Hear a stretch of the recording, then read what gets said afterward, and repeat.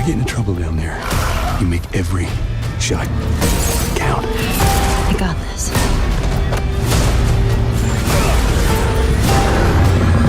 Hope you know how to use that thing. I've had some practice. Hey everyone, I'm Jeff Haynes, Senior Editor of Video Games at Common Sense Media, and I'm here today with a quick look at The Last of Us Part 1. It's a survival horror game that came out on September 2nd, 2022, exclusively for the PlayStation 5. Now, a quick note of warning to all parents and caregivers. This is a mature action game that leans in heavily to its survival horror aesthetic, so there's a lot of violence, a lot of blood and gore, mature language, and other situations that you might be concerned about, especially if you happen to have younger gamers. But if you're interested in what actually is included in this title or any other form of media, be sure to always go over to our website over at commonsensemedia.org, where we have a full breakdown of this game and other games that you might be interested in. So, what is The Last of Us Part 1? Well, this is a remake of a title that came out almost a decade ago on the PlayStation 3, and the developers spent a lot of time making sure that this game really took advantage of all of the graphical hardware and horsepower that the PlayStation 5 could present. So the visuals really look amazing and incredible, really kind of freshens up the action for this game, which many people have considered to be a classic of storytelling as well as action gameplay. The story really revolves around Joel, the man that you see on the left here. And at the beginning of the game, you really get a sense of the fact that this is basically a regular day in a Texas town. He's a construction worker with a young kid, Sarah, who falls asleep, who buys him a birthday present, and is just hoping to celebrate time with her single father. Unfortunately, the world has a way of kind of conspiring against them, and in fact, what you wind up discovering very shortly after Joel winds up putting Sarah to bed is that everything within the world is really kind of going into the depths of a horror movie. In fact, Sarah winds up waking up, not really knowing where her father is, and discovers that the world that she knew, in fact, the world that everybody knew, has really kind of been turned upside down. At first, it kind of seems almost akin to a zombie movie, but in many ways, it winds up becoming much, much worse. In fact, as Sarah goes into her father's bedroom and sees that there's a news report on, it looks like there's a certain amount of chaos that just happens to be in the streets, and it seems like something's really gone on. But then if you see in the distance, whatever happens to be occurring is really, really close by. In fact, so close by that Sarah can see the impact and feel the shockwaves of the fires and the explosions going off in the distance, which really makes her panic because she can't find her dad. We'll skip forward a little bit because as her dad, his brother, and she wind up getting into a truck and trying to get in and out of the city, they wind up basically getting into an accident in the middle of town. And unfortunately, at one point, Joel winds up getting attacked by one of these creatures that seems to be kind of causing a lot of the chaos. Now, this is one of the things that happens with the infected, and this is something that you eventually wind up discovering over the course of the entire game, is that similar to a zombie movie, people that wind up getting infected by spores, not entirely the same kind of thing, although much of it does kind of have the same sense of if you're bitten or scratched or you inhale spores, you basically turn into this zombie-like thing.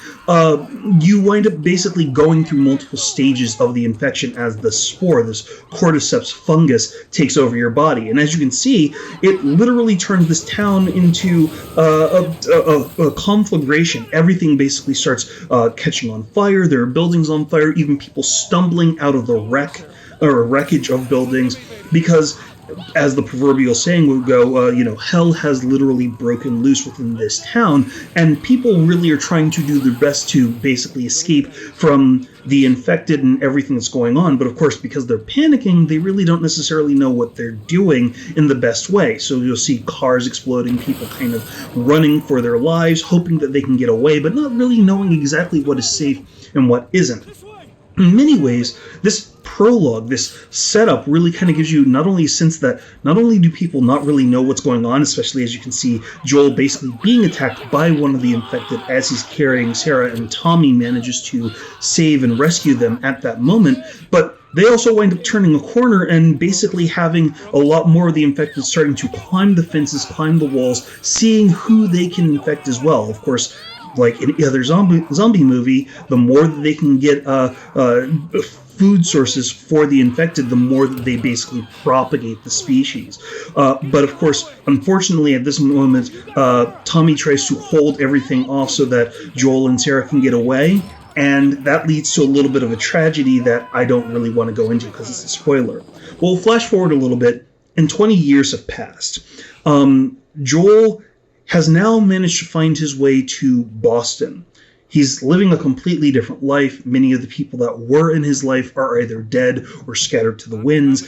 And in many ways, Joel has kind of reverted to being kind of a smuggler, a black market trader, somebody that manages to acquire things with his friend Tess, who you see on screen, to basically scratch out some kind of a life within the zone that they've established within Boston. It's not exactly the easiest life. It's not exactly the kind of thing that he expected to have for him. And in many ways, one of the things that you wind up discovering is that he's had to do a lot of things that he really wouldn't necessarily want to, simply to survive. Now, whether that means killing off the infected, sometimes killing people that happen to double-cross him, which is kind of what part of this whole conversation is about, you really have this idea that he's gone through a lot, but that's also because everybody in the world has gone through a lot, and whether it happens to be for these food rations or for weapons or whatever they can find as they scavenge the ruins of civilization to find items that they can either sell or make, this is just kind of their life now. In fact, keep an eye on the idea or the mention of scavenging to get items, because that's really going to play out a lot within the gameplay. In fact, as you can see right here, as Tess and Joel basically climb out of one of their passageways into the wrecked city, you kind of see how much nature has kind of reclaimed this portion of town. As you can see, there's a lot of weeds, a lot of potholes where the ground is just sunken in because nobody's really maintaining it anymore. But the foliage is really kind of reclaiming the city because it's no longer really a priority to just establish all of these large, sprawling cities as they used to be, because most of the people are basically just trying to figure out ways to survive. In some cases, this also gives you a sense of how spread out and how somewhat open the gameplay worlds happen to be. Here and there, you will be tasked with finding ladders, like you just saw on screen, where Joel will need to find different ways to traverse sections of the environment.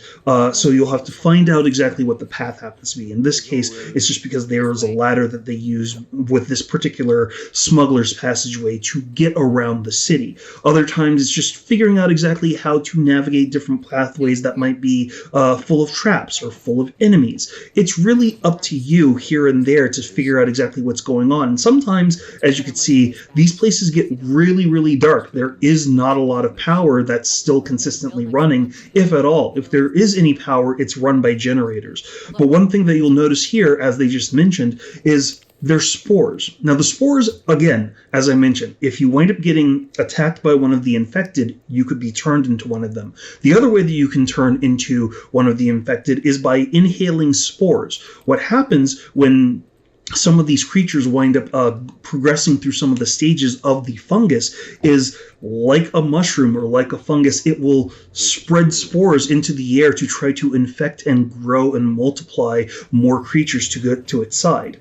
Now, we skipped ahead a little bit more, primarily because we want to show you some of the other items, such as gaining supplements. As you're scavenging throughout the environment, you'll find a various amount of tools which you can make things like shivs, explosives, healing kits, things like that. You can also get supplements which you can use to enhance Joel's stats, such as giving him more health, making him run a little bit faster, things like that. Things that help enhance your abilities and make it a lot more capable for you to survive in these trying circumstances. And frequently, you'll be scouting around looking for a lot of these items through these ruined office buildings, homes, wherever you might find them. In fact, right here, there's a couple of different things scattered around this office desk. Obviously, somebody happened to be using tape, maybe scissors, maybe they were putting together a report before everything just fell apart.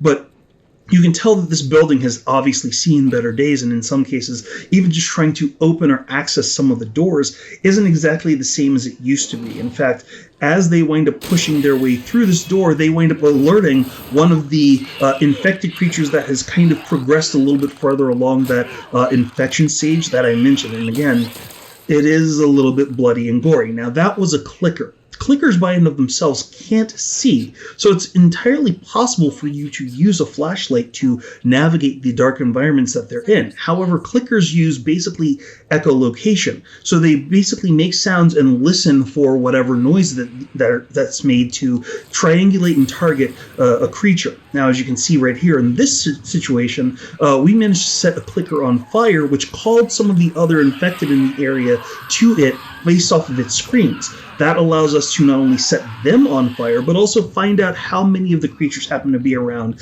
and begin to target them as well. This is one of those tactics that you'll wind up using in The Last of Us Part 1. It's frequently one of those circumstances where even if you wanted to do a stand-up firefight instead of basically making Molotov cocktails and preparing to toss them at the infected, you have to gauge whether or not it makes sense to do a stand-up fight with them or run back and shoot at them from a distance, or set them on fire, wait until a couple of them wind up falling down from the damage of being set ablaze, and then picking up the remains as they basically wind up trying to put the flames out in their panic state. In this particular case, it makes a lot more sense to kind of pick them off with a lot of damage by burning them with the Molotovs. That way we also have an idea of exactly how far they are. We're also causing a lot more damage, saving the meager resources that we have, and in this case basically beating the rest of them as they wind up getting closer to our location. That's not always going to be an option, though. Sometimes you really need to rely upon stealth, as you can see right here within this ruined bank space, mainly because if you make too much noise, whether that happens to be using fire, going out and shooting a gun, going ahead and punching or using a bat or pole against an enemy, they will call for reinforcements. And that's both infected and human alike. And sometimes the swarms, primarily with the infected, can be so much that you really need to run quickly to avoid that. So sometimes you need to gauge exactly whether or not you can stealthily sneak your way around some of these hazards. Now, we skipped ahead again really quickly, mainly because this is one really interesting stealth section. As you can see right there on screen, one of the things that Joel will do is he can listen very quickly and intently to see exactly what the threats happen to be, especially when it comes to clickers. Clickers mainly make a lot of these really weird clicking and squealing noises, mainly because they're trying to locate and hone in on exactly what's around. As you can see, we managed to locate some of them in the halls and in the rooms nearby, so we're going to sneak around and we're going to see if we can find any other items that we can use to possibly get us out of this scenario. Now, we've decided to make some shivs mainly because if a clicker winds up getting a little bit too close to you, you can use a shiv to basically perform a stealth kill as it's attempting to bite you, thereby giving you a chance to get away. However, shivs can also be used in some cases to break locks on doors that happen to be in your way, thereby giving you access to additional materials. In this particular case, not only do we find additional materials, but we also get a sense that there's a clicker that is right in the hallway on the other side of this wall. If we make too much noise, all of them in the surrounding area will come running at us. But since we actually know exactly where they are, we can take a glass bottle or a can or some other item that we find. We can toss it away to kind of draw some of the other clickers around to the noise, to the broken glass sound. And that way we can then make our way quickly over and hopefully get either around all of these creatures or stealthily take one of them out when the others aren't really expecting it. So now that we've distracted a couple of them and they're going to be looking for where that noise could be coming from, we have a little bit of a window where we can quickly sneak around. The other two have gone down the hallway. There's only one left. This is our moment. So we can see exactly where it is. This is where we have to creep up very, very quietly. Again, they're not alerted to light because the infection has basically taken over their eyes. They can't even see any longer. But we can sneak up behind it. We can use another shiv and stab it. and then we can get around without having to endanger ourselves. It's, again, one of those moments where you have to gauge exactly whether or not it's worth it to get into a firefight. The reason why I also say that is because here and there, as we skip ahead a little bit further, sometimes you just wind up getting swarmed, whether it happens to be because of the sound or because of the scenario. Now, this is in another town where Joel and his charge, Ellie, wind up looking for one of Joel's contacts, Bill, who winds up saving him from that infected creature right there. Now, they, of course, have to run because the entire town has now been alerted to their presence, and there really is absolutely nothing that they can do. Unfortunately, in one way that they thought they were going to be able to get out, they've been basically surrounded, so they have to make a run for it yet again through the streets. Bill has managed to booby trap a number of the corridors and alleys and hallways, but sometimes you literally have to just take out a pipe, take out a bat, and try to fend off whatever comes at you. It's not always the best scenario. In fact, in some cases, it's the option of last resort, because they really can come at you so quickly that unless you have a shotgun or something that can take out a lot of creatures at once, you're not really going to have that much of a chance. In fact, right here in this schoolyard scenario, we're going to give you a quick idea of just how quickly things can go south. In fact, right here, while we were trying to sneak up on that one particular infected, they found us. They, of course, screamed, and all of a sudden, we're now getting swarmed yet again. Now, fortunately, Bill has a shotgun, and I have a shotgun, so we can try to thin the herd, but as you can see, they're coming out from all over, from underneath the buses, from around the corners. Even with all of this, we're still taking a lot of damage, and we're still shooting quite a lot of them and beating a lot of them with bats just to get a certain amount of distance. Not exactly the best way to go, especially because all of that noise, of course, can alert other creatures in the area to what's going on. Now, we're coming up on the very end of this video, but again, just wanted to highlight not only how impressive and how visually striking this game is, but also how striking some of the moments happen to be. As you can see here, this is one of those moments where, of course, in a post-apocalyptic setting, you would think, we're going to try and help every single person we can, especially because there aren't that many people left. Unfortunately, of course, there are some people that are going to have ill intent and motives that are not going to be helpful or positive, and in this case, we've run into an ambush by a ton of people that are just trying to get whatever they can get from any passers-by. Unfortunately, as we wind up getting attacked, the truck that we're in gets basically sent or careens into a store, and Joel and Ellie find themselves pretty dinged up. Fortunately, they had their seatbelts on, but as they're trying to regain their wits, of course, Ellie winds up getting pulled out from one side of the car by one raider. Joel, in trying to save her, gets hidden into the center console, and this sparks this huge, massive struggle which is basically life and death. As you can even see here, he gets thrown into a convenience store window. There's that big shard of glass, and what winds up happening? Well, as he fights back, we end it right there really quickly. That's a quick look at The Last of Us Part 1. For more top picks and advice to fit your family, be sure to always check out commonsensemedia.org.